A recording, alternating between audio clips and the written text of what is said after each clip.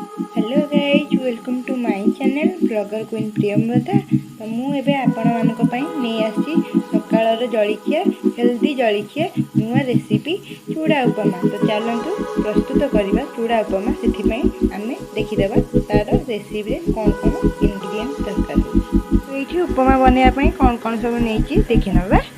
Fast मु भूसंग पत्र काटी देपर कंचा लंका काटिकी नहीं, पियाज काटिकी नहीं, टमाटो काटिकी नहीं, गाजर काटिकी नहीं।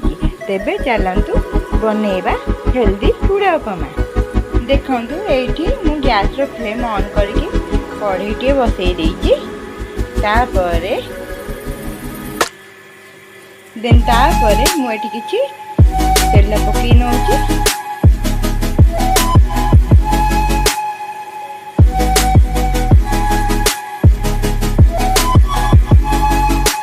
ये देखो तेलटी आमर गरम हो आसला।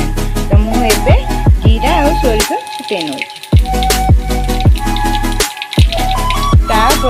मुझे किसी कंचा लंका पकई नौ।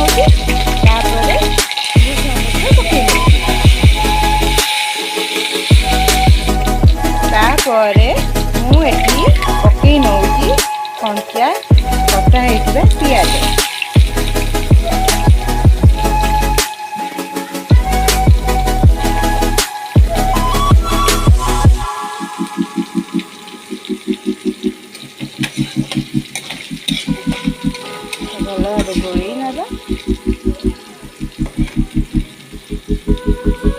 देखंतु ये पियाज ब्राउन कलर हो आसला।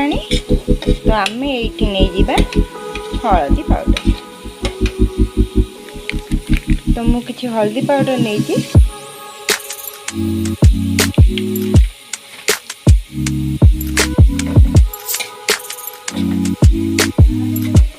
देन तापरे मु पकई नेबी ये टमाटर।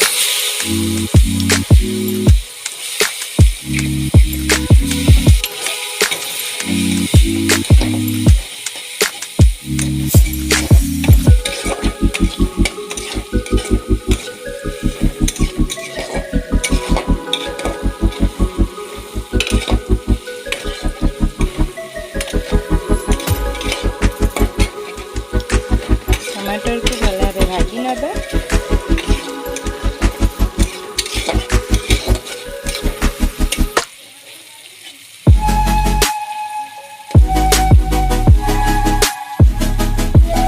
आपण मैंने देखिपे टमाटर टी भला भाजी हो जाए। आम ए पकईदबा गाजर कटा।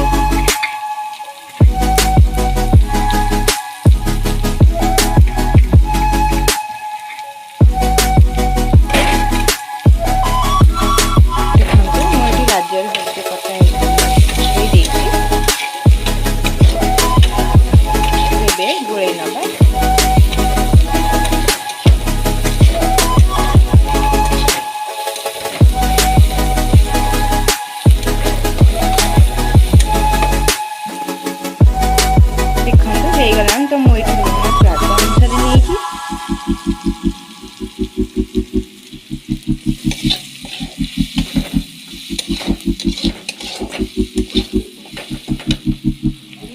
ये मु ऐड करुच्ची टिके चीनी। तो आपण मैंने चाहिए यहाँ नहीं पारे ना ऑप्शन रे अच्छी।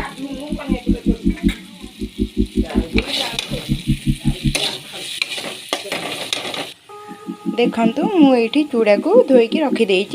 एबे आमे एथिरे चूड़ा पकईदबा।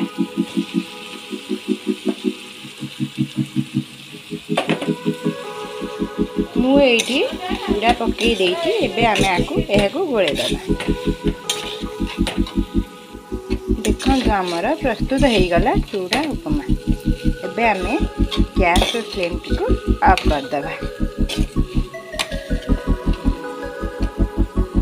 आउ ताको प्लेट रे सर्व कर दो। यदि आम वीडियोटी आपको भल लगी तेबे लाइक करंतु, शेयर करंतु, सब्सक्राइब करंतु।